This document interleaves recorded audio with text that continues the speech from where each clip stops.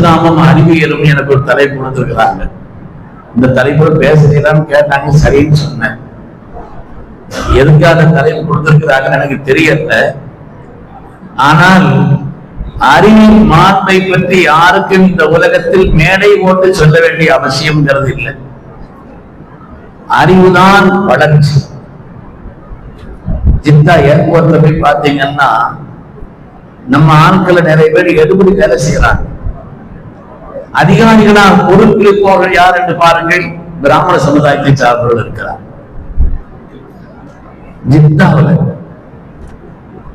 இஸ்லாமிய நகரங்களில் முக்கியமான ஒரு இடத்தை நான் உதாரணத்திற்காக சொல்றேன். அதனால அந்த அறிவு என்பது இருக்கிறது, அதுதான் வளர்ச்சி. அறிவு என்பதுதான் அதிகாரம். அறிவு என்பதுதான் ஒரு மனிதனுடைய கண்ணியம். அறிவினுடைய தீட்சண்யம் இருக்குமானால் அடுத்த கட்டங்களில் உயர்ந்து கொண்டு இருக்கலாம். ஸல்லல்லாஹு அலைஹி வஸல்லம் அல்லாஹ் எல்லா பாக்கியத்தையும் கொடுத்தான். அலம் யஜிதுக யதீமன் ஃபஆவா வவஜதக ضالًا ஃபஹதா வவஜதக ஆயிலன் ஃபஅக்னா. நாயகமே, நீங்க யதீமா இருந்தீங்க, அல்லாஹ் அரவணைத்தான். ஏழையாக இருந்தீர்கள், சீமானாக்கினார்.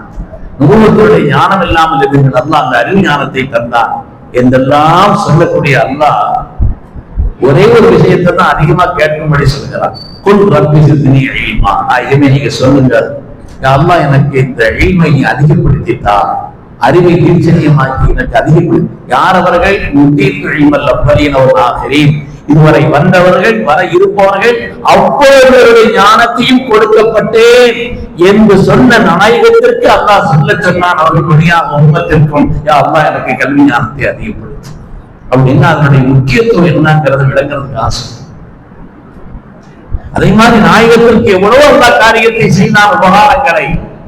ஆனால் வஅல்லமக மா லம் தகுன் தஅலம் வகான ஃபதுலுல்லாஹி அலைக அதீமா. ஐயமே, தாங்கள் அறியாத எல்லாவற்றையும் அல்லாஹ் கற்று தந்தார். ரப்பினுடைய ஃபதுலில் இதுதான் மகத்துவம் மிக்கது. நல்லா சொல்லுங்க, இதுதான் மகத்துவம் மிக்கது. அரபியில அவீங்கிற வார்த்தைக்கு நிகராக ஒரு வார்த்தை கிடையாது. அவீம் அப்படிங்கிறதுக்கு நிகராக ஒரு உயர்வை, மேன்மையை, கண்ணியத்தை, அந்தஸ்தை சொல்வதற்கு அவீங்கிற வார்த்தை தான் மூலமான வார்த்தை. இன்னக லஅலா குலுகின் அதீம்னு சொன்னான்.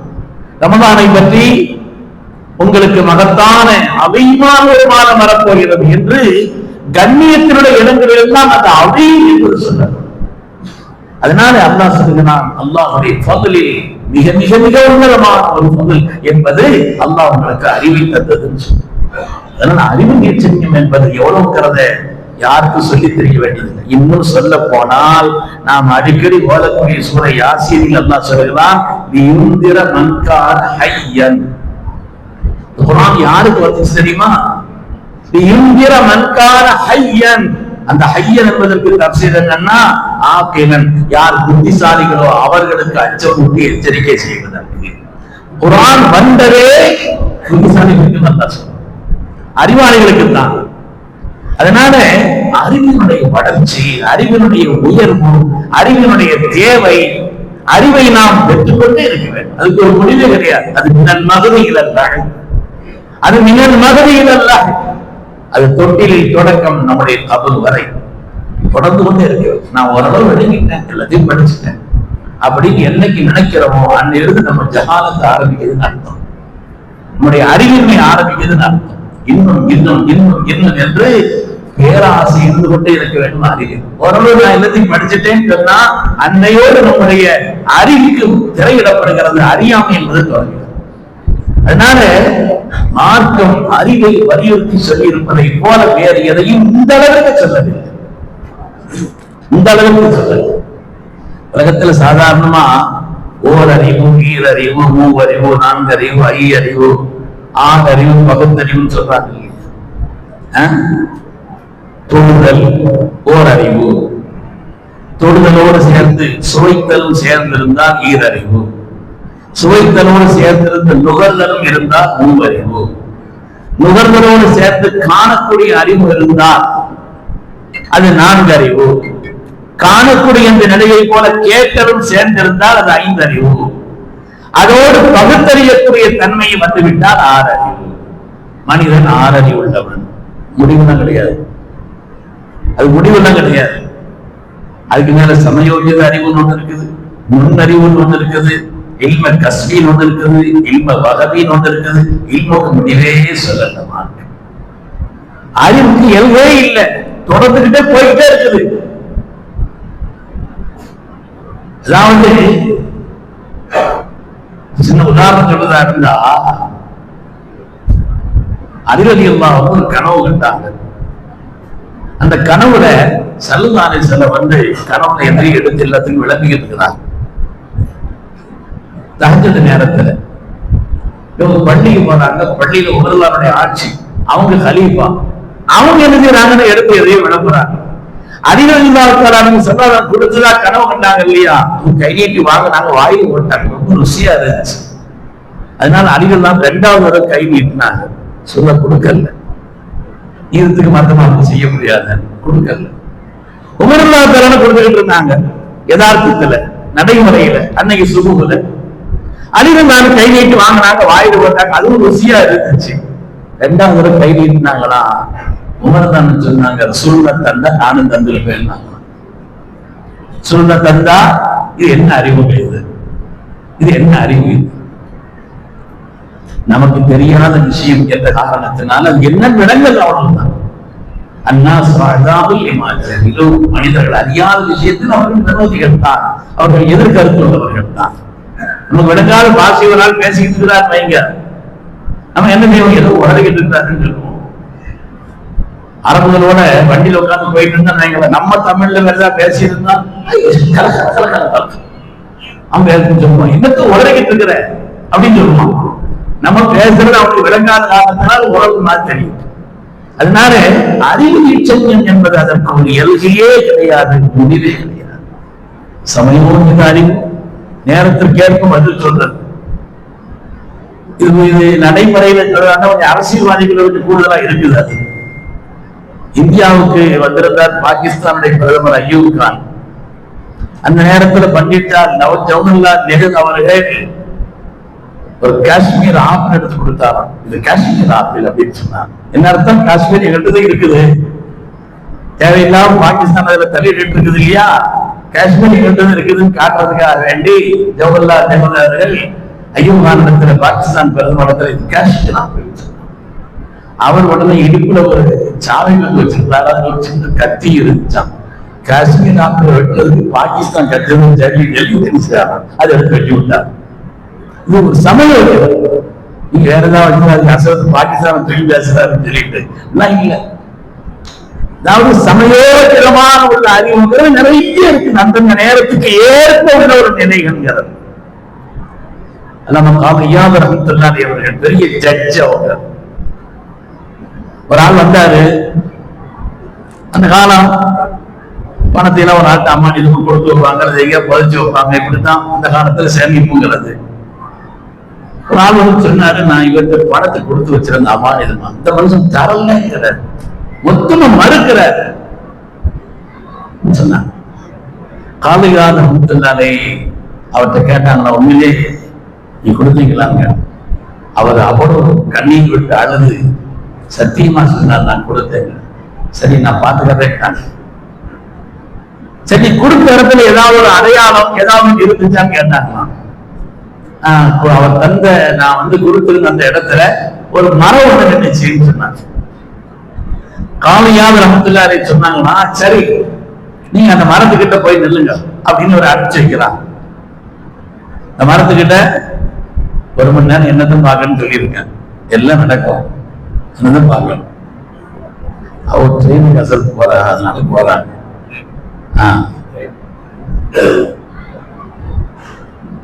என்ன சொல்லிட்டு வந்தேன், காலையாவது ரஹ்மத்துல்லாஹி அவங்க கேட்கிறாங்க, அவர் அப்படி பணத்தை கொடுக்கிற நேரத்தில், அமானிதத்தை கொடுக்கக்கூடிய நேரத்தில் ஏதாவது அந்த இடத்துல ஒரு அடையாளம் இருக்கான்னு கேட்டாங்க. அப்ப ஒரு பெரிய மரம் ஒண்ணு நின்றுச்சு அந்த இடத்துல சொன்னார். காலையாவது ரஹ்மத்துல்லாஹி அவரை கூப்பிட்டு சொன்னாங்களா, நீங்க அந்த மரத்துக்கிட்ட போகணுமா, நீங்க அந்த மரத்துக்கிட்ட போய் நில்லுங்க. அவர் அந்த மரத்துக்கிட்ட போயிட்டு இருக்கிறார். யார் வாங்கினதாக அவர் சொன்னாரோ அவரை சொன்னாங்க, அவர் வர்றவரை நீங்க இங்க இருங்கன்றாங்களாம். அவர் வர்றவரை நீங்க இங்க இருங்கன்றாங்களாம். கொஞ்ச நேரம் கழிச்சு இவற்றை கேட்டாங்களா, அவர் அந்த மரத்துக்கிட்ட போய் சேர்ந்துருப்பாரான்னு கேட்டாங்களாம். இல்ல சேர்ந்துக்க மாட்டாருன்னா அது உங்களுக்கு தெரியும். அது உங்களுக்கு தெரியும். நீங்க வாங்கலங்கிறீங்க, என்ன மரம் தெரியலையே, எந்த இடம் தெரியலையே, சேர்ந்திருப்பாரா இல்லையாங்கிற உங்களுக்கு எப்படி தெரியும்? பிடிச்சிட்டாங்க. சமயோஜிதம், சமயோஜிதமான ஒரு அறிவு. சொல்லாதல வந்து அறிவை 3 வகையா சொல்லுவாங்க.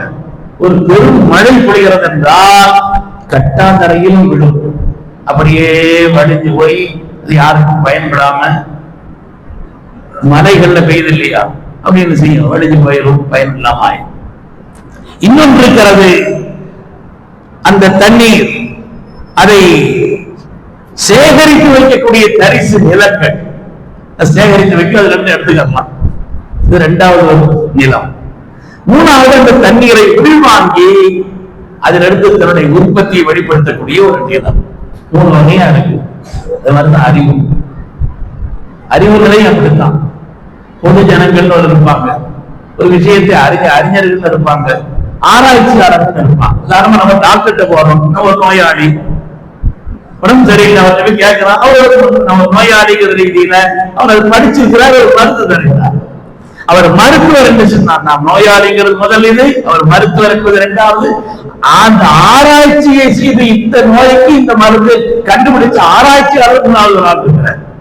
இந்த மாதிரி அறிவுங்கிறது பலவிதமான கட்டங்களை கொண்டு நின்று பெருமக்கள் நமக்கு சொல்லித் தருவார்கள், சொல்லாசனம் சொல்லித் தருவார்கள். அறிவுங்கிறது பாக்கியமானது. மனித சமூகத்தினுடைய கண்ணியத்தை நிலைநிறுத்துவதற்காக அல்லாஹ் செய்த முதல் ஏற்பாடே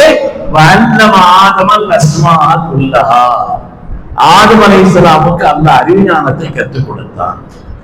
ஒரு மனிதன் அவன் கண்ணியமானவன், மேன்மை நிற்கவன் என்றால் அவன் நீச்சன்யமான அறிவை பெற்றவனாக இருக்க வேண்டும். நீச்சன்யமான அறிவை பெற்றிருக்க வேண்டும். அல்லாஹ் தஆலா மனித சமூகத்தினுடைய கண்ணியத்தை வெளிப்படுத்துவதற்குத்தான் ஆதம் அலைஹிஸ்ஸலாமுக்கு அல்லாஹ் கற்றுக் கொடுத்தான் என்று குர்ஆன் சொல்றார். அது மாதிரி கற்றவர் உலகத்துல வந்து ஏற்றத்தாழ்வுங்கிறதெல்லாம் கிடையாதுங்க. நிறத்தை அடிப்படையாக கொண்டு, ஊரை அடிப்படையாக கொண்டு, மொழி அடிப்படையாக கொண்டு, வேறு வேறு பழக்கங்களை அடையாளங்களை கொண்டெல்லாம் ஏற்றத்தாழ்வுங்கிறதெல்லாம் மார்க்கம் சொல்லவே இல்லை. லா ஃபضل لعربي على عجمي, அரபி மொழி பேசுறார் அதனால சிறப்பு. மார்க்கம் அப்படி சொல்லல. மொழியால், நடைமுறை பண்புகளால், அது இவனுடைய கோலத்தால், அதில் ஏற்றத்தாழ்வுங்கிறது அது கொண்டது. ஆனால் அறிவினால் ஏற்றத்தாழ்வு இருக்கிறது. ஏற்றத்தாழ்வு இல்லை என்று சொன்ன மார்க்கம் அறிஞர்களும் மற்றவர்களும் சமமான அல்லாஹ் குர்ஆன்ல கேட்கிறார். அறிஞர்களும் மற்றவர்களும் சமமான. இமாமுல்லாஹ் தான் ஹஜ்ஜுக்கு போயிருந்தாங்க. சொல்றாங்க, ஒரு நாவிதரிடத்திலிருந்து நான் ஒரு 5 பாடங்களை கற்றுக்கொண்டேன் சொன்னாங்க. இமாமுல்லாஹ் யாருன்னு தெரிஞ்சிருந்தா இந்த செய்தி நமக்கு வியப்போம். ஒரு நாவிதர் எனக்கு 5 பாடங்களை கற்றுத் தந்தார். நான் அரபாவில் தங்கி முஸ்தலிஃபாவை முடித்து மினாவுக்கு வந்து ஜம்ராவிலே கல்லடித்து முடித்து விட்டு இஹ்ராம் களைவதற்குண்டான தொடக்கமாக தலைமுடி இறக்கம். தலைமுடி இறக்குவதற்காக வேண்டி நான் தலைமுடி இறக்குவதற்கு அவர் நாவிதத்தை போனேன். எவ்வளவு துப்புன்னு கேட்டேன். அவர் சொன்னார், இந்த ஹஜ் விஷயம் இந்த ரொம்ப கரார் கண்டிஷனா பேரம் பேசுறதெல்லாம் கவனம் இல்லை, ஏதாவது கொடுங்க அப்படின்னு சொன்னார். அவர் எவ்வளவு கண்ணியமா நடந்துகிட்டாரு. நாம வந்து என்ன எதுன்னு பேரம் பேசிட்டோம், இப்படி இல்லாம நம்ம கண்ணியமா கொடுத்துருக்கலாமே அப்படின்னு முதலாவது நினைச்சாங்க. 2வது சரி உட்கார்ந்த உடனே அவன் சொன்னாங்களா, நீங்க வந்து தலைமுறை இறக்க போறீங்க, கிபிலா முன்னாடி உட்காருங்க. கிபிலா முன்னாடி உட்கார்ந்தாங்க. 3வது தலையை சாய்த்து கொடுக்கிறார்கள் தலைமுடி இறக்குவதற்கு. அப்பொழுது அந்த நாவிதர் சொன்னாரா, ஹதீஸ்ல வருது, முதல்ல வலது பாகத்தை அல்லவா இறக்க வேண்டும், நீங்க இடது பாகத்தை காட்டுறீங்களே, வலது பாகத்தை காட்டுங்கன்னு சொன்னாங்க. இமாம் வெட்கப்பட்டுட்டாங்க, வலது பாகத்தை காமிச்சாங்க. 4வது அவர் சொல்றாரு, சும்மா உட்கார்ந்து கேட்கல, இது ஐயாம தஸ்ரீத்தினுடைய நாட்கள் தக்பீர் சொல்லிக் கொண்டு இருக்கு. சும்மா இருக்காதீங்க, தக்பீர் சொல்லிக்கிட்டீங்க, தஹ்லீல் செய்து கொண்டிருக்க. இமாமுல்லாஹ் தக்பீர் தஹ்லீலும் சொல்லிக் கொண்டிருந்தார். அவர் முடித்து விட்டு பெறப்படுற நேரத்தில் அவர் சொன்னாரா, ஹஜ்ஜினுடைய பிரதானமான அமல்கள் அரஃபா, முஸ்தலிஃபா, மினாவினுடைய நிலை, இஹ்ராம் கலைந்து நீங்கள் இனிமேல் ஒரு சாதாரண நிலையில் ஆகக்கூடிய ஒரு கட்டம் அல்லவா, இது சுக்ரியா என்ற தொழுது போவாங்க. அவரை கட்டி யாரு நீங்க யார், எங்கிருந்து இதை கட்டீர்கள் அப்படின்னு இமாமுல்லாஹ் ஆச்சரியப்பட்டு அவரை கட்டி பிடிச்சு கேட்டார். சொன்னாங்களா, அப்பா இப்னு அபீ ரவாஹ் ரலியல்லாஹு அன்ஹு என்ற ஒரு பெரும் மேதை எனக்கு இதை சொல்லி தந்தார்கள். அப்பா இப்னு அபீ ரவாஹ் யாரும் வரலாற்றுல படிச்சா தோற்றம் விகாரமானவர்கள், பற்கள் சீராக இல்லாதவர்கள், மூக்கு பெருத்தவர்கள், பார்ப்பதற்கு பெரிய கோலத்திலே உயர்ந்தவர்கள் எல்லாம் இல்லை. மார்க்கத்திலே அறிவாளிகளுக்கும் படித்தவர்களுக்கும் விஷயத்தை விளங்கியவர்களுக்கு விளங்காதவர்களுக்கு மத்தியிலே ஏற்றத்தாழ்வு இருக்கிறது என்று மார்க்கம் சொல்லுங்க. மற்ற எதிலும் ஏற்றத்தாழ்வுலாம் கிடையாது. மொழியால், கலாச்சாரத்தால், பண்பினால், வேறு எதிலும் மாற்றம் அப்படி சொல்றது உண்மையானவர்களே. அதனால அறிவு என்பது அவ்வளவு உன்னதமானது. குர்ஆனிலே அறிவு தொடர்பான வார்த்தைகள் மாத்திரம் 779 வார்த்தைகள் இருக்குதுங்க. எத்தனைங்க சொல்லுங்க? 779. நினைச்சுக்கிறாதீங்க, எல்லாரும் பேசிட்டு பேசாம போறாங்க. நீங்க எங்களுடைய கேள்வியெல்லாம் கேட்கணும் பார்க்காது, மனசுல பதிய வைக்கிறது வேற நோக்கம். அறிவு தொடர்பான செய்திகளை, பொருள்களை சொல்லக்கூடிய அந்த ஆயத்துகள், அது தொடர்பான விஷயங்கள் மாத்திரம் 779 வார்த்தைகள் இருக்கிறது. அப்படியானால் அறிவை தேடக்கூடிய விஷயத்திலும் அதை உண்டாக்கக்கூடிய விஷயத்திலேயும் எவ்வளவு உன்னதமான ஒரு நிலைப்பாட்டை மார்க்கம் நமக்கு சொல்லி காண்பிக்கிறது என்பதை நாம் எண்ணி பார்க்க வேண்டும். அருமையானவர்களே, அலி ரலியல்லாஹு அவர்களை யமனுக்கு ஸல்லல்லாஹு அலைஹி வஸல்லம் ஜட்ஜா அனுப்புனாங்க. அந்த பகுதியில போய் சில காரியங்களுக்கெல்லாம் நீங்க தீர்ப்பு சொல்லுங்கன்னு சொல்லி அதுக்கு முஆது பின் ஜபல் அனுப்புன மாதிரி அலி ரலியல்லாஹு ஒரு கட்டத்தில் அனுப்பியிருந்தாங்க. அலி ரலியல்லாஹு யமனுக்கு போயிருந்தாங்க. போயிருந்த நேரத்தில் அங்க ஒரு சம்பவம் நடந்துச்சு. சிங்கத்தை பிடிக்கிறதுக்காக குடி வெட்டி வச்சிருந்தார் ஒரு ஆளு.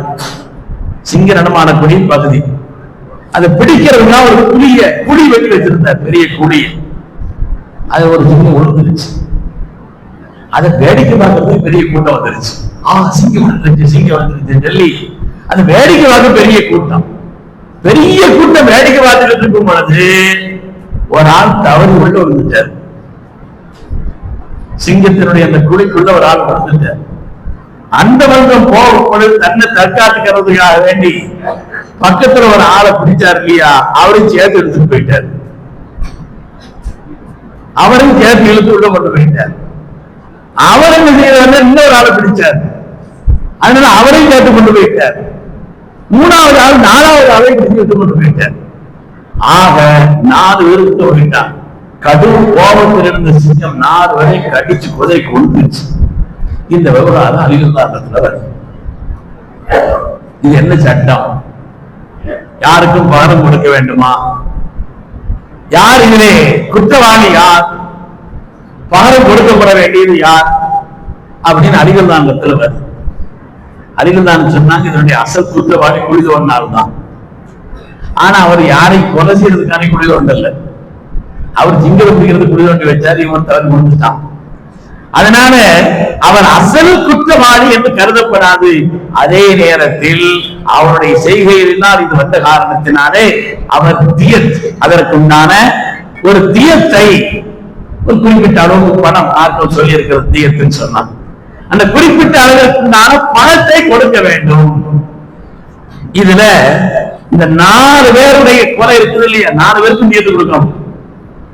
4 பேருக்கும் தியத்து கொடுக்கணும். ஆனால் அந்த கொஞ்சம் பிரிச்சு சொன்னாங்களா, ஆள் அவர் கொலை மாத்திரமல்ல, அவர் கொலை செய்யப்பட்டார் என்பது மாத்திரமல்ல, மற்ற 3 பேருடைய கொலைக்கு வந்த காரணம். இவர் அவரை இழுத்தார், அவரை இழுத்தார், அவரை இழுத்தார். அவரோடு சேர்த்து மற்ற 3 பேருடைய கொலைக்கும் அவர்தான் காரணமாக இருந்திருக்கிறார். எனவே அந்த முதலாவது நபருக்கு கொடுக்கப்பட வேண்டிய தியத் 1000 ரூபாய் வைங்களேன், அது 4ஆக பிரிக்கப்பட வேண்டும். 4ஆக பிரிக்கப்பட்டு அந்த 3 பேருக்கும் ஒவ்வொரு பங்கோட இவருக்கு ஒரு பங்கு. அதற்கு அடுத்து 2வது நபர், அவர் 2 பேருடைய கொலைக்கு காரணம், அவரோட சேர்த்து 3 பேர், அவருக்கு கொடுக்கப்பட வேண்டிய இந்த தீர்த்து இருக்கிறது 3ஆக பிரிக்கப்பட வேண்டும். அவருக்கு ஒரு பங்கு, மீதி இருக்கிறவர்களுக்கு 2 பங்கு. 3வது உள்ள விழுந்தாரே, அவர் ஒரு ஆளுடைய கொலைக்கு காரணம், அவர் கொடுக்கப்பட வேண்டிய அந்த பங்குங்கிறது 2 வச்சாங்கி, அவருக்கு ஒரு பங்கு, இன்னொரு ஆளுக்கு ஒரு பங்கு கணக்கு பார்த்து கொடுக்கலாம். 4வது ஆள் அவர் தான் கொல்லப்பட்டிருக்காரு தவிர அவர் யாரையும் கொலை செய்யறது வீட்டுக்கு போயிடல. அதனால முழு தீர்த்து அவர் கொடுக்கணும்னு சொல்லி அறிவின் சிகரம் அதற்கு அலிநாயகம் தீர்ப்பு செய்தாங்க. சொல்லாத தீர்ப்பை பாராட்டினாங்க. மக்களே, எதுக்கு சொல்ல வரோம்னு சொன்னா, அறிவுங்கிறது இருக்குது, அது தீட்சண்யமாக போயிட்டே இருக்கும். அதுக்கு ஒரு எங்க ஒரு முடிவெல்லாம் கிடையாது. சமீபத்துல கேரளாவோட ஒரு சம்பவம் நடந்துச்சுங்க. சமீபத்தில் நடந்த சம்பவம் தான். ஒரு ஆள் தன் வீட்டுல ஒரு மரம் வளர்த்தார், மரத்தை நட்டு வச்சு வளர்த்தாரு. அது 50 வருஷத்துக்கு முன்னால நட்டிருந்தார். அந்த மரம் வளர்ந்து பெரும் கிளைகளை விட்டு பக்கத்துல பள்ளிவாசலுடைய பெரிய முற்றம், அது பெரிய கிளைகளை விட்டு இந்த பள்ளியினுடைய முற்றங்களில் எல்லாம் அதனுடைய கிளைகள் வளர்ந்து இங்க பெருமரம் ஆயிடுச்சு. பள்ளியாசலுக்காரங்க பார்த்தாங்க நல்ல ஒரு வருமானம், அதனால இந்த மரத்தை எல்லாம் வெட்டி பள்ளியாசலுக்கு துண்டை சேர்த்துக்கிறோம் சொல்லி முடிவு பண்ணி பள்ளி வாசல் உள்பகுதியில் வளர்ந்த அந்த மரங்களை எல்லாம் வெட்டுறதுக்கு இவங்க திட்டம் போடுறாங்க. திட்டம் போட்டா அந்த வீட்டுக்காரர் சொல்லிட்டார், இதுல உங்களுக்கு உரிமை கிடையாது, அது எங்க வீட்டு மரம், நான் தான் மரம் நட்டேன், அதனால இதுல உங்களுக்கு ரைட்ஸ் கிடையாதுன்னு. அந்த பள்ளிவாசல்காரங்க பார்த்தாங்க, இது பள்ளிவாசல், ஹலாலான பணத்தை மட்டும்தான் இங்க சேர்க்க முடியும், 2வது பேணுதலான வாழ்க்கையினுடைய பகுதியை கொண்டவர்கள். அதனால அவங்க அசர்த்தத்தை கேட்டாங்களா, அசரர் ஒரு புது மசாலா வந்திருக்கு, இன்னும் நம்ம பகுதியில வளர்ந்த இந்த மரங்கள் பக்கத்து வீட்டுக்காரர் ஆரம்பத்துல நட்டு வச்சாரு, ஆனா இங்க இப்படி செழித்து வளர்ந்து விட்டது, இதை வெட்ட வேண்டாம்னு சொல்றாரு. ரொம்ப கவனிச்சா தான் விளங்கும். அது இடையில இந்த சத்த வேற மைக்கு சத்து வேற கொஞ்சம் அப்படி உள்ள போய் வெளியே வந்துச்சுன்னு வைங்க, சும்மானந்தான் கவனிக்கிறது இன்னும் கொஞ்சம் கூடுதலா கவனிக்கணும்னு அர்த்தம். சரி இருக்கட்டும்.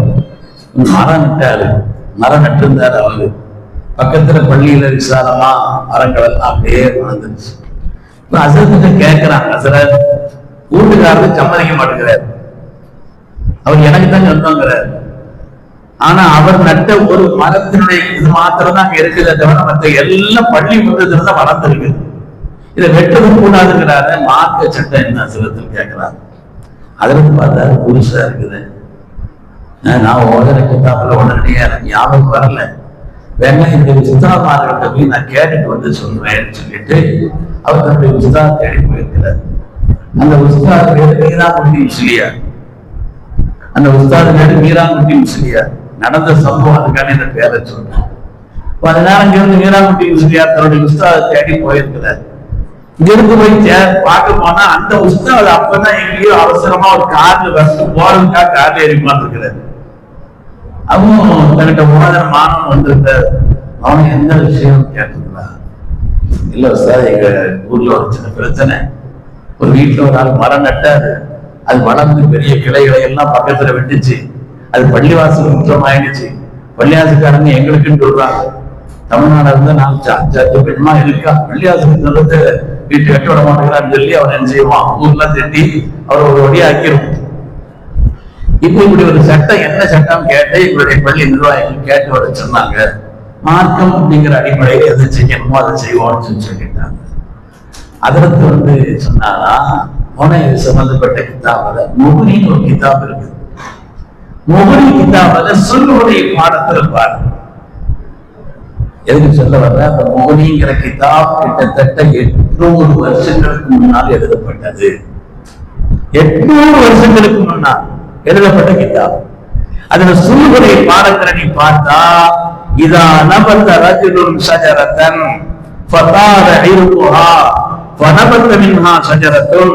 ஒரு மரம் நட்டார், அதனுடைய கிளைகள் விரிந்து பறந்து பல இடங்களிலேயும் விசாலமாய் வந்துச்சு, அதிலிருந்து பல மரங்கள் உருவாகிவிட்டது என்று தொடக்கி இந்த பாடங்களை சொல்கிறார்.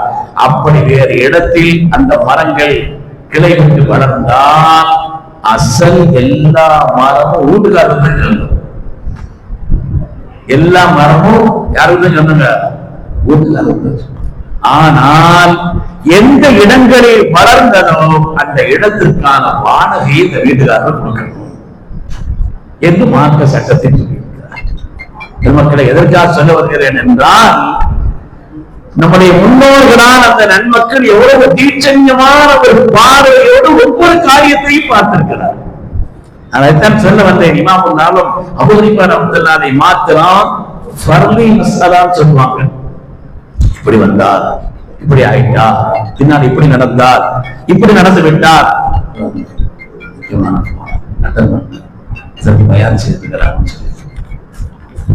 இப்படி நடந்தால் என்று இமாமுன்னாலும் அபூ ஹனீஃபா ரஹ்மத்துல்லாஹி மாத்திரம் 6000 மஸ்அலா சொல்லியிருக்கிறாங்க. எவ்வளவுங்க? சுமார் சொல்லுங்களேன், 6000 மஸ்அலாக்கள். இப்படி வந்தால் இப்படி வந்தால் சும்மா சட்டங்களை நம்ம இசத்துக்கு சொல்றதெல்லாம் கிடையாது. எந்த அடிப்படைக்கும் மாற்றம் இல்லாமல் இருக்கணும், எந்த ஹதீஸுக்கும் மாற்றம் இல்லாமல் இருக்கணும், எந்த ஆயத்துக்கும் மாற்றம் இல்லாமல் இருக்கணும். 6000 மஸ்அலாக்களை அவர்கள் தெளிவுபடுத்தியிருக்கிறார். எதற்கு சொல்ல வருகிறேன்? அறிவுக்கு எல்கை கிடையாது, அதுக்கு ஒரு முடிவும் கிடையாது. எவ்வளவு கற்றாலும் நாம் கற்றுக்கொண்டே இருக்க வேண்டும். ஆனால் அந்த அறிவு என்பது ஒழுக்கத்தோடு அமைந்து விட்டது என்று சொன்னால் அதை விட பாக்கி வேற எதுவும் இல்லை. என்ன அறிவுங்கிறது? சமைத்த சருகி விட வச்சு குர்ஆன் இந்த உலகத்தில் அறிவை போதிக்க வந்தது. குர்ஆன்ல எல்லாம் இருக்குதுன்னு சொல்லக்கூடாதுங்க. குர்ஆன்ல என்ன இல்லைன்னு என்ன கேட்கலாம்? எல்லாம் குர்ஆன்ல இருக்குது, அது கூட நல்ல வார்த்தை இல்லை. குர்ஆன்ல என்ன இல்லை? ஏதாவது ஒரு துறை இதை பற்றி குர்ஆன்ல இல்லைன்னு இந்த உலகத்தில் யாரும் சொல்ல முடியாது என்று சவால் விட்டு உலகத்திற்கு சொல்லும். பெருமைக்காக அல்ல, அது குர்ஆனுடைய மகத்துவம். ஃபீ நபஉன் கபலிக்கும் வஹபரு மா பாதக்கும் வஹுகு மா பைனக்கும். முன்னோர்கள் பின்னால் வரப்போர்கள் உங்களுக்கு மத்தியில் நாம் எல்லாத்தையும் குர்ஆன் சொல்லுங்கள். எல்லாவற்றையும். சமீபத்தில் நான் ஒரு செய்தியை படித்தேன். ஒரு கணித வல்லுநர், கணக்கு சம்பந்தப்பட்ட விஷயங்களே ஒரு பெரிய வல்லுநர், அவர் குர்ஆனை ஆய்வு செய்கிறார். அவர் ஆய்வு செய்து சொல்றாரு, குர்ஆனில் இல்லாத எண்களே கிடையாது, நம்பரே கிடையாதுங்கிற. குர்ஆன் நம்பர் சொல்ல வந்திருக்குது, குர்ஆன் நம்பர் சொல்லுவாங்க, குர்ஆன் வந்திருக்குது. குர்ஆனில் சொல்லப்படாத ஓரிலக்க எண்கள், ஈரிலக்க எண்கள், மூவிலக்க எண்கள், நாலிலக்க எண்கள் என்று பலவாக எண்களை சொல்லிக் கொண்டிருக்கிறார். எண்கள் மாத்திரமல்ல, பின்னங்கள். 3இல் 1, 4இல் 1, 5இல் 1, 6இல் 1, இந்த பின்னங்கள் என்று சொல்லுகிறோம். இதை பற்றி இந்த ஆய்வு செய்து அவர் எழுதியிருக்கிறார். 1லிருந்து ஆரம்பிக்கிறார். அல்லாஹு சொல்லுங்களேன், அல்லாஹ் ஒருவர். 1லிருந்து ஆரம்பிக்கிறார். ஸல்லல்லாஹு அலைஹி வஸல்லம் சித்திக் நாயகம் கோயிலில் தங்கி இருந்தாங்க. இந்த அக்ரஜ உள்ளதின கஃபரு சானிய சினை 2 பேரில் 2ஆம் அமராக அந்த சித்திக்ல பருவத்தை இருந்தார்கள். 2 வந்துச்சு. அல்லாஹ் ஒரு இடத்துல சொல்றான், மாயக்கூன் நஜ்வா ஸலாத்தின் 3 பேர் ரகசியம் பேசினா 4வது ஆளா அல்லாஹ் இருக்கலாம், 5 பேர் பேசினா 6வது ஆளா அல்லாஹ் இருக்கலாம் என்று சொல்கிறான். அவன் கிட்டத்தட்ட 4 வந்துருச்சு, 5 வந்துருச்சு. எல்லா எண்களையும் தொடர்ந்து சொல்லிக் கொண்டே இருக்கிறார். சஹரஹா அலைஹிம் 7 லையாலின், வேதனை வந்ததே 7 நாட்களும் 7 இரவுகளும் 8 பகலும் அந்த வேதனை தொடர்ந்ததுன்னு சொல்லி உன் சமூகத்திற்கு ஏற்பட்ட ஒரு வேதனை எல்லாம் சொல்கிறார். அது மாதிரி குறையிலே தங்கியிருந்தார்களே குறைவாசிகள், 300 வருடமும் ஒரு 9 வருடம் கூட வந்தாலும் 309 வருஷங்கள் 9 வந்துருச்சு. யார் ஒரு நல்ல காரியத்தை செய்கிறாரோ பலகு அசுத அம்சாரியா 1க்கு 10 அல்லாஹ் சொல்லிட்டான். இன்னி ராயித்து அஹதாசன கௌகபா 11 நட்சத்திரங்களை வானத்தில் நான் கண்டேன். யூசுப் அலைஹிஸ்ஸலாம் சொல்றாங்க 11 வந்துருச்சு. மூசா அலைஹிஸ்ஸலாமுக்கு கத்தாழ்னா முசரத்தை அசரத் அஸ்வாத்தன் உமனா 12 கூட்டத்தாருக்கு 12 ஊற்றுகளை எல்லாம் ஏற்படுத்தினான். டஜன் பொதுவா நம்பர்கள்ல வந்து காலம் காலமாக பயன்படுத்தக்கூடிய டஜன் இருக்குது. டஜன் இனிமேல் 3 இலக்கங்கள் 4 இலக்கம் ஒரு நம்பரை வச்சு தான் பயன் செய்ய வேண்டியிருக்கும். அதை சொன்னா அவ்வளவு விஷயங்கள் அதான் சொல்ல. எந்த துறை எல்லா துறையும் இருக்கிறது என்பது மாத்திரமல்ல, குர்ஆனிலே இல்லாத ஒரு துறையும் கிடையாது. எல்லா துறையும் பற்றி அல்லாஹ், எல்லா இயல்களை பற்றி அல்லாஹ் சொல்றார். ஜமீஉல் இல்மி ஃபில் குர்ஆனி லாக்கின் தகாஸர அன்ஹு அஃஹாமுர் ரிஜாலி. எல்லா ஞானமும் குர்ஆன்ல இருக்குது. ஆனா அதை விளங்குவதற்கான அறிவு தான் நமக்கு. ரெண்டு வேணும் இல்லையாங்க? வெளியில சூரியன் வெளிச்சமா இருந்தாலும் பாக்குறதுக்கு கண்ணுல ஒளி வேணும் இல்லையா? பாக்குறது கண்ணுல ஒளி இல்லாட்டா அதை வெளிச்சது எதுக்கு? அதனால குர்ஆன் எல்லா ஞானங்களையும் சொல்கிறது. அதை விளக்குவதற்கான அறிவு நம்மகிட்ட இல்லைன்னு சொல்லுவாங்க. எல்லா துறைகளை பற்றி, எல்லா இயல்களை பற்றி, எல்லா குணநலங்களையும் சொல்கிறது, எல்லா பண்புகளையும் சொல்கிறது. அதற்கு இன்னைக்கு வந்து அறிவியல் விஞ்ஞான வளர்ச்சி, கூகுள்னு வந்திருக்குது, வாட்ஸ்அப்னு வந்திருக்குது, ட்விட்டர்னு இருக்குது, எக்ஸ்ட்ரா என்னமோ வந்திருக்குது. இதை பத்தினா குர்ஆன் சொல்லுதா? இருக்குது. குர்ஆன் சொல்லுது, யா மாஷரல் ஜின்னி வல் இன்ஸ் இன் இஸ்ததாஅத்தும் அன் தன்ஃபுது மின் அக்தாரிஸ் ஸமாவாத்தி வல் அர்த் லா தன்ஃபுதுன இல்லா பிசுல்தான். வான பூமி குறைஞ்சு நீங்க எடுத்தாலும் சரி, ஒரு வலிமையான ஒரு நிலை உங்களுக்கு கிடைக்கும். அல்லாஹ் தஆலா அறிஞானம் சம்பந்தப்பட்டது சொல்றோம். சுல்தான் என்ற அந்த அரபி வார்த்தைக்கு என்ன இருக்குது? அதுல விஞ்ஞானம் இருக்குது, அறிவியல் இருக்குது, கூகுள் இருக்குது, வாட்ஸ்அப் இருக்குது, ட்விட்டர் இருக்குது, எக்ஸ்ட்ரா என்னென்ன வந்திருக்கிறதோ எல்லாமே அது இருக்கு. குர்ஆனில் இல்லாத சொல்லப்படாத எந்த செய்தியும் கிடையாது, எந்த செய்தியும் கிடையாது. எல்லாவற்றையும் குர்ஆன் சொல்கிறது. விளங்குறதுக்கு நமக்கு வேணும், அவ்வளவுதான். இன்றைக்கு உலகத்தார் வியந்து போய் நிற்கிறார்கள். அறிவுஞானத்தினுடைய விசாரம் இல்லாத அந்த காலகட்டத்திலே கருவை பற்றி குர்ஆன் சொன்னது. கரு எப்படி உருவாகிறது, அதனுடைய நிலைகள் என்ன, அந்த கருவை பற்றி குர்ஆன் சொன்னதை பார்த்து ஏராளமான விஞ்ஞான இஸ்லாமா இருக்கிறார். ஏராளமான விஞ்ஞான ஒளியில் பைபிளும் குர்ஆனும் சொல்லி மாரிஸ் வகையில் அவர்கள் ஒரு நூல் எழுதியிருக்கிறார்களே. சில நூல்களை படிச்சு பார்க்கணும். நான் ஹஜ்ஜுக்கு வந்தாங்கன்னா ஹஜ்ஜு படிச்ச உடனே எங்க ஹாஜிகளை எல்லாம் கூப்பிட்டு சொல்றேன், ஒரு 10 தமிழ் புஸ்தகம் சொல்றேன், இதெல்லாம் வாங்கி படிங்க.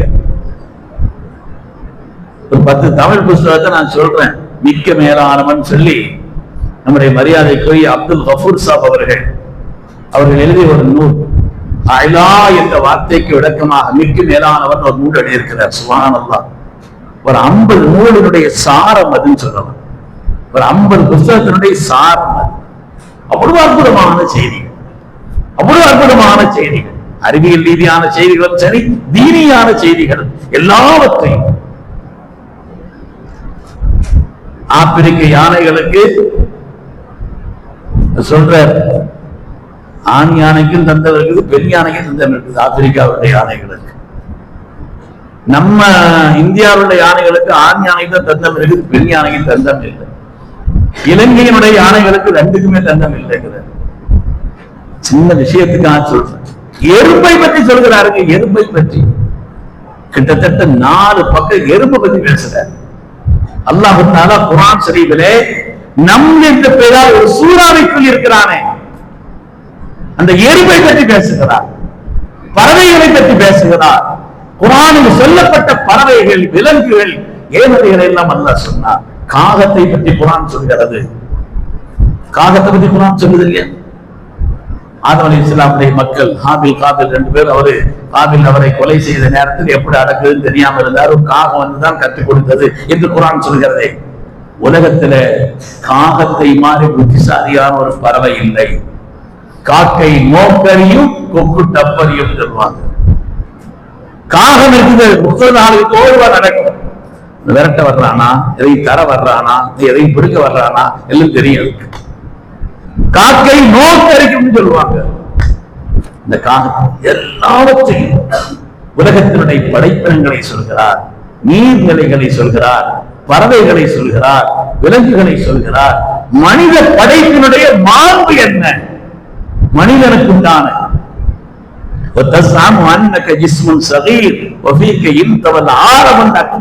ஒரு சிறு உடல் என்று உன்னை கருதி கொண்டிருக்கிறாய். உன்னில் நல்லா ஒரு உலகத்தை வைத்திருக்கிறார். அது எப்படி நடக்கிற? எப்படி நடக்கிற? அற்புதமான, அதாவது இந்த சமூகம் தந்த பெரிய அறிவியல் வல்லுனர். ஆனா சமூகம் அவர் எல்லாம் கௌரவிக்கிறது. அந்த மிக்க மேலாவன் ஒரு புக்கு ஒரு ஆள் நான் அவரை சந்திச்சேன். ரொம்ப அற்புதமான எழுத்தாளர், நல்ல கவிஞர். அருளாளன் அன்புடையோன் அல்லாவின் கருணையதான் பெருங்குடையாய் வந்துதித்த பெருமானே நாயகமே சொல்லி என்ன அற்புதம். சுட்ட சுட்ட சுட்ட பெரியவர். அவங்க எழுதுனதுதான் அது. நாவல் நினைச்சுக்கிறாரு. அவர் எழுதுனதுதான். நான் அவர்களிடத்தில் திருவிழாங்குளத்தில் 1986 நான் ஓதி கொடுத்துக் கொண்டிருந்த நேரத்தில் அவர்களுக்கான விளக்கத்தை எனக்கு சொல்வார்கள். தங்க அபூபக்கருடன் சௌரன்னும் குகைக்குள்ளே பொங்கி வரும் பகை விடுத்து ஒரு தெரிந்த நாயகமே நாயகமே நாயகமே நாயகமே. முதல்ல 63 கண்ணு எழுதினாங்க. சூழ்நிலை வயது 63 எழுதினார். தங்குவதற்கு அபூபக்கருடன், தங்கமான அபூபக்கருடன். இந்த வார்த்தை விலைக்கு விலைக்கு சொல்லுவேன். சொல்லுகிறேன், அப்படி ஏராளமான நூல்கள் இருக்கு. அறிவுக்கு எல்லையே கிடையாது. நாம் படிச்சுக்கிட்டே இருக்கிறோம். எந்த என்னுடைய வாழ்க்கையில் நான் ஒரு விஷயத்தை தெரியவில்லையோ அந்த நாள் என்னுடைய வாழ்க்கை கிட்ட நான் என்று சொல்வார்கள் செய்ய அலிநாயகம் அவர்கள். நம்ம கேட்டுக்கிட்டே இருக்கணும், பார்த்துக்கிட்டே இருக்கணும், படிச்சுக்கிட்டே இருக்கணும், விளங்கிக்கிட்டே இருக்கணும். குர்ஆன் நம்மளை சொல்ல சொல்றது இல்லையா? ரப்பி ஸித்னி, அல்லாஹ் கல்வி ஞானத்தை தான், அறிவு ஞானத்தை தான் அல்லாஹ் இடத்துல கேட்க சொல்லி குர்ஆன் சொல்கிறதே சாதாரணமான ஒரு துஆவா அது? எனவே அறிவுக்கு முடிவு ஒரு எல்லைகள் என்பதே கிடையாது. எல்லா விஷயத்தை பற்றியும், எல்லா துறைகளை பற்றியும், எல்லா இயல்களை பற்றியும் குர்ஆன் சொல்கிறது. குர்ஆன் சொல்லாத எந்த துறைகளும் இல்லை, குர்ஆன் சொல்லாத எந்த இயல்களும் இல்லை.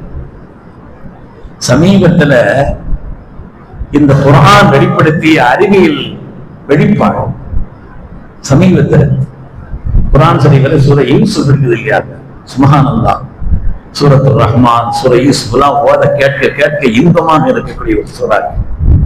உமர் இப்னு கத்தாப் ரலியல்லாஹு அன்ஹு பெரும்பாலும் சுபுல சூரா யூசுப் ஓதுவாங்க.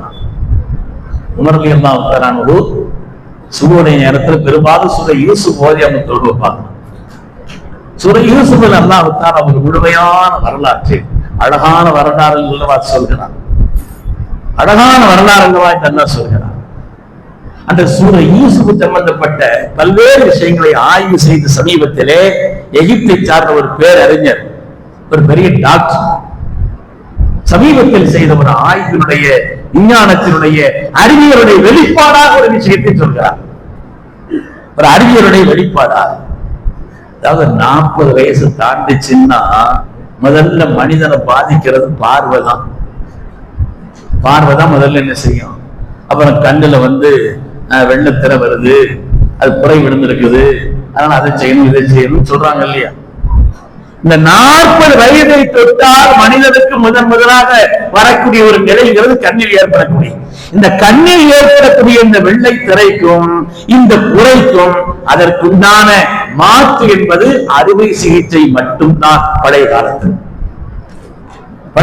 ஒரே ஒரு மாற்று தான், அறுவை சிகிச்சை மாத்திரம் தான். ஆனால் எகிப்து நாட்டை சார்ந்த ஒரு பேரறிஞர், எகிப்து நாட்டை சார்ந்த ஒரு பெரிய பேரறிஞர் டாக்டர் முகமது அப்துல் வாசித் என்ற ஒரு பேரறிஞர், அவர் என்ன செய்தாருன்னு சொன்னா சூரா யூசுஃப் ஓதும் கேட்பார்.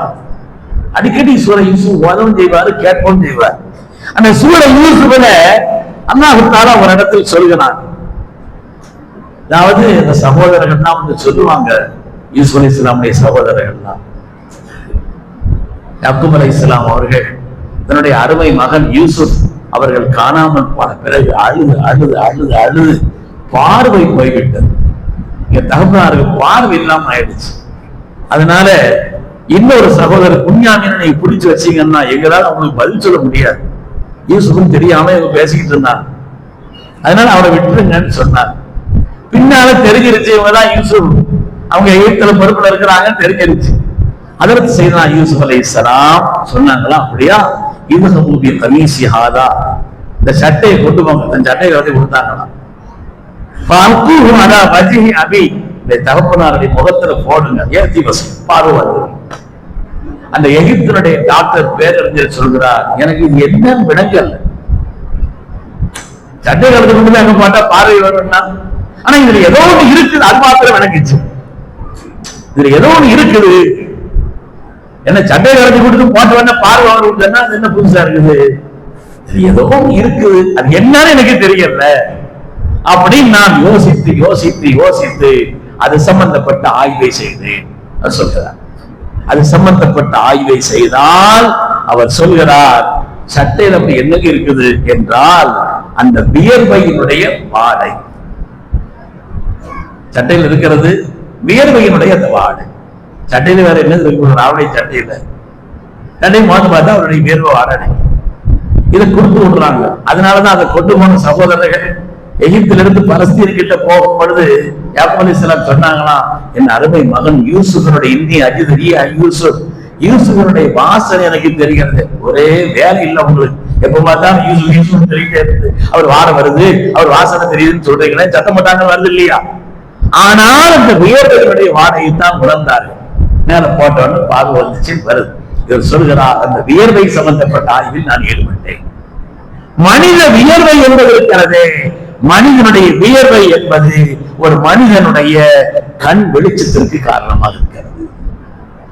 ஆய்வுல முடிவு செய்த மனித வியர்வை என்பது நிச்சயமாக அந்த வியர்வை துளிகளிலே கண்ணின் வெளிச்சத்திற்கான ஒரு விஷயம் அதுல இருக்குதுங்கிறத நான் விளங்கினேன். அதை ஆய்வு செய்தேன். அவர் எப்படி ஆய்வு செய்தார், என்ன நீங்க எதையாவது வியர்வை கண்ணை ஒட்டி சொல்றாதியா, அது அப்படி இல்லை, அதுக்கு அர்த்தம் அது என்ன செய்யணுமோ அதை செய்யணும். சில பேர் கரிஞ்சீரகம் சாப்பிட்டா நல்லதுன்னு சொல்லி இவரா கரிஞ்சீரகத்தை அள்ளி போட்டா சூடு கூடி ஒரு லெவல் ஆயிடுது. எதை எப்படி எவ்வளவு யாருக்கு சாப்பிடணும், எந்த முறையில சாப்பிடணும், விளங்கி சாப்பிடணுமே தவிர ஏதாவது மாசுபடு வருது அதுல அது வருதுன்னு என்னத்தையாவது சாப்பிட்டு இருக்க கூடாது. அது சாப்பிடுறதுக்குன்னு ஒரு முறை இருக்கு, தெரிஞ்சவங்க கேட்டு சாப்பிடணுமே தவிர என்னத்தையாவது நமக்கு விளங்குறத பூரா சாப்பிட்டுட்டு அதுக்கு போல குடிக்க கூடாது.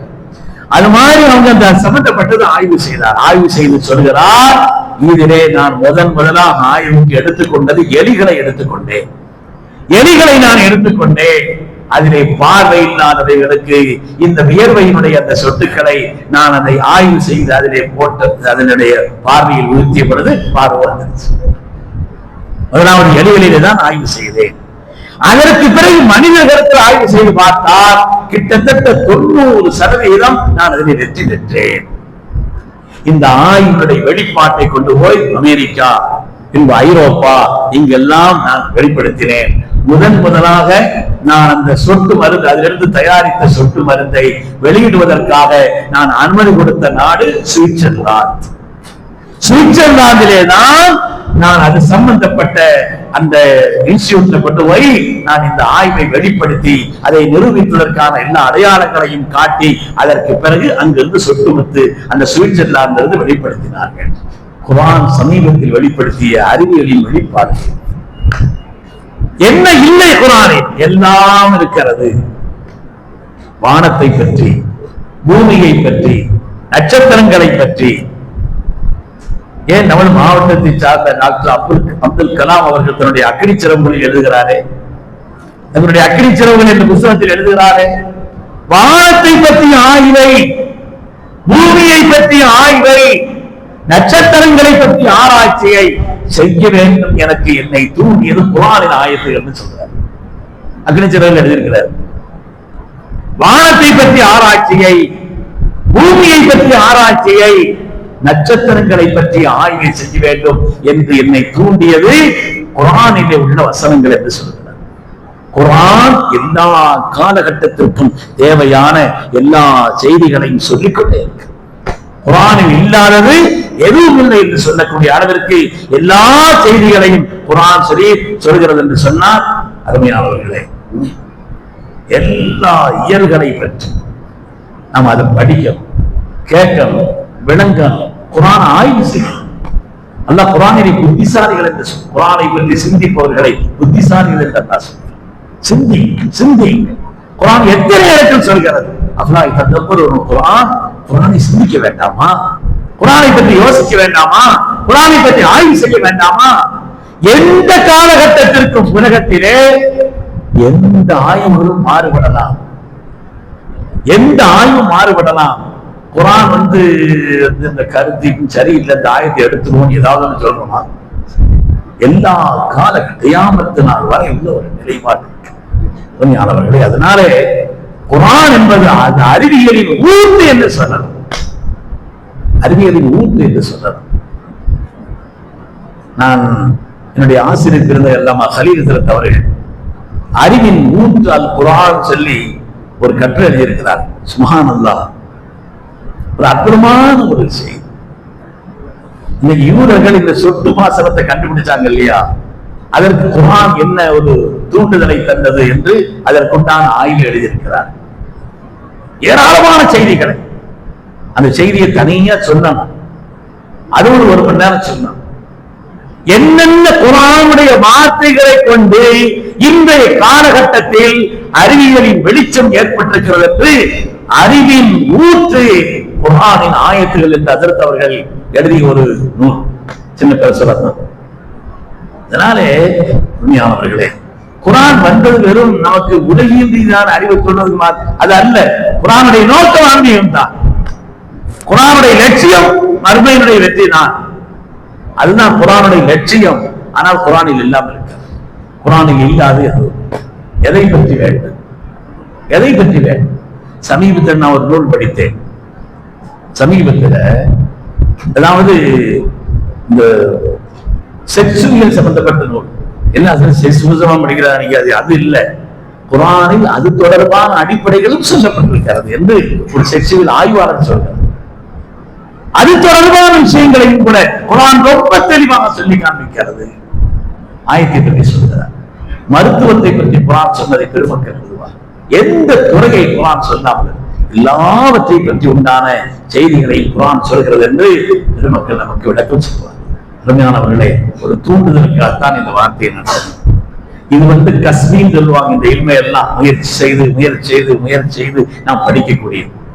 அல்லாஹ்வுடைய அச்சம் நம்முடைய உள்ளத்தில் வந்துவிட்டால், ரப்பை என்னை பார்க்கிறான் என்ற அந்த பேர் உணர்வோடு ரப்பை பயந்து நம்முடைய ரகசிய வாழ்க்கையை பரிசுத்தப்படுத்திக் கொண்டால் அல்லாஹ்வே ஆசானாக இருந்து நமக்கு பல ஞானங்களை தருகிறான் என்று குர்ஆன் சொல்கிறது. அல்லாஹ்வை பயந்து கொள்ளுங்கள், அல்லாஹ் உங்களுக்கு அறிவு ஞானத்தை புகட்டுகிறார் என்று அல்லாஹ் சொல்றான்.